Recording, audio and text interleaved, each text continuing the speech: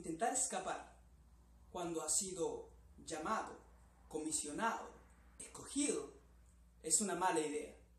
Soy Moisés Pardo y como mensaje del día de hoy quiero invitarte a estudiar un breve pasaje de la palabra de Dios ubicado en el libro de Jonás, capítulo 1, versículo 2 y 3.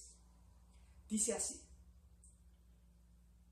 Levántate, ve a Nínive, la gran ciudad, y proclama contra ella, porque su maldad ha subido hasta mí. Pero Jonás se levantó para huir a Tarsis, lejos de la presencia del Señor. Y descendiendo a Jope, encontró un barco que iba a Tarsis. Pagó el pasaje y entró en él para ir con ellos a Tarsis, lejos de la presencia de Dios. Querido amigo, este mensaje el día de hoy está dirigido a usted que probablemente conoce ya las Escrituras, que conoce la palabra de Dios. Para usted tal vez el resto de la historia de Jonás es conocido. Sin embargo, el día de hoy quería conversar con ustedes un tema muy importante, muy profundo, pero también muy brevemente. ¿Por qué Jonás decidió huir? ¿Cuál fue la razón que le motivó a él a escapar, a huir de la presencia de Dios o simplemente a evadir la responsabilidad para la cual Dios le había asignado? Nínive, punto número 1. Nínive era la capital del imperio asirio en aquellos momentos. Los soldados del imperio asirio eran reconocidos en ese tiempo por ser los más sanguinarios y violentos de la época, sobre todo con los extranjeros. Ellos habían saqueado en varias oportunidades a Israel, les habían quitado todo. Eran característicos porque cuando extranjeros venían a la ciudad, cuyos pueblos eran enemigos, ellos los identificaban y hacían cosas terribles, como por ejemplo los desollaban vivos, o los atravesaban con lanzas y a través de las costillas y los dejaban colgados para que el pueblo los viera.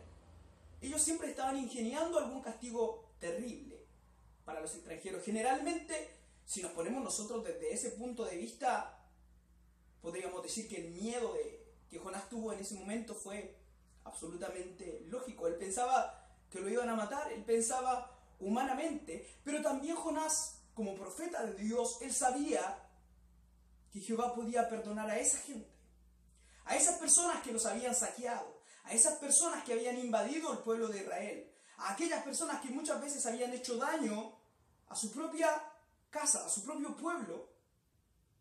Hoy le tocaba ir a pregonar misericordia.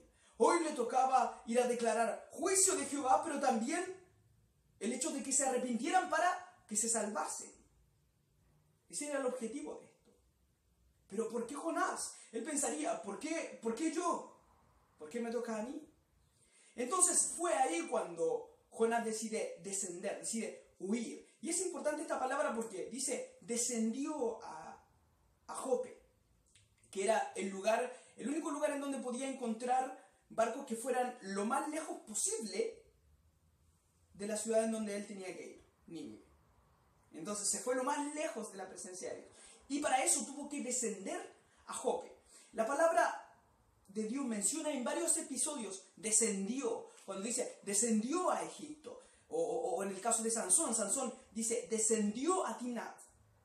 Descender. Siempre que intentas evadir la responsabilidad para la cual Dios te ha llamado, le estoy hablando a usted nuevamente que tiene ministerio y que hoy siente que está tal vez en aquel barco rumbo a Tarsis, o tal vez está ya en el vientre del pez, o tal vez te siente absolutamente perdido, hablemos claro, te siente absolutamente perdido del propósito de Dios. Siempre hay un punto en el cual descendiste, hay un punto en el cual decidiste apartarte de la presencia de Dios y romper ese lazo de intimidad que alguna vez tuviste con Él. Romper ese momento de comunión que teníamos con Dios. Tal vez dejaste de orar, tal vez dejaste de ayunar, tal vez dejaste de buscar la presencia de Dios, o dejaste de congregarte, o los afanes de esta vida, tal vez el trabajo o alguna otra ocupación, te desenfocaron del propósito de Dios. Sin embargo, hoy día la palabra de Dios te llama, a través de este mensaje, a permanecer enfocado en lo que Dios quiere para tu vida.